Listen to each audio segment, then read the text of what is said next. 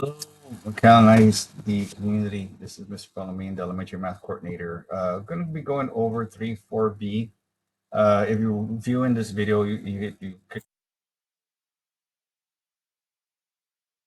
quick little YouTube videos for the public and for anybody on, just going over things our students are doing in the classroom. For example, with respect to state testing, this is a standard called 3.4B.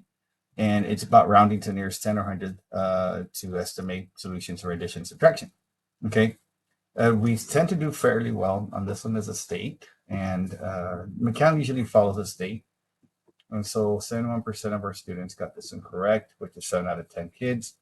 I would like to get this at least locally for us here in McAllen. It'd be great if we get 9, right? 90%. It's all about the rounding.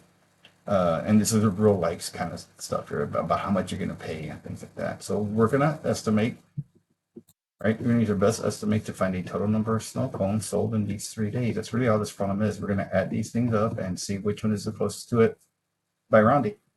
The key for me in rounding, it's an issue of understanding the number.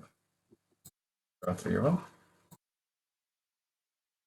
For these, they need to be kind of multiple choice ish if it's going to get tested, because we can round to the nearest 100 or we can round to the nearest 10, right? Which one do we do? So if we go to the nearest 100, like our answer choices say, then we can go to the nearest 100. So we need our third graders to understand that 273 is between 200 and 300. Okay, that's the main thing here. So if your guardian or parent watching this, they need to know where this number lands between these two values, right? Between 200 and 300. Hopefully they know that halfway through it is 250, which means 273 is right around here, which means it is closer to 300. So this value will round up to 300. We got 123, right? 123, not 100, and 20, 123. Between 100 and 200, halfway is 150. Here's somewhere. And it is closer to 100.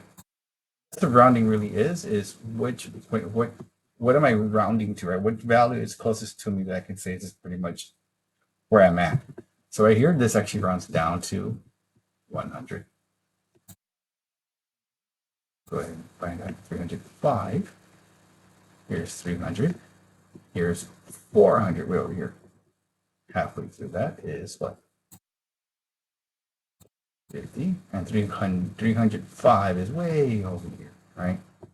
There's 305, which is really close to what? 300.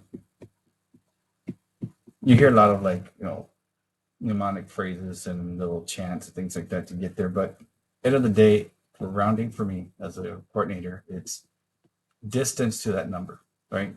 Where am I closest to? That's where I'm going to round to. So the number line is really important that we use it.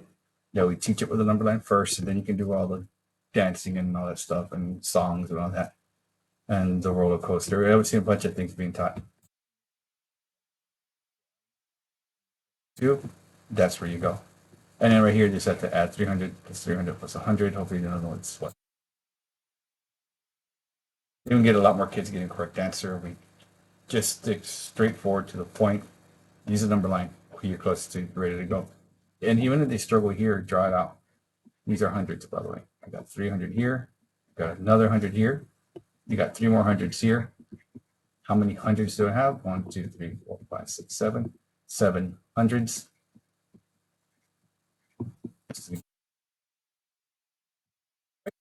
What's up?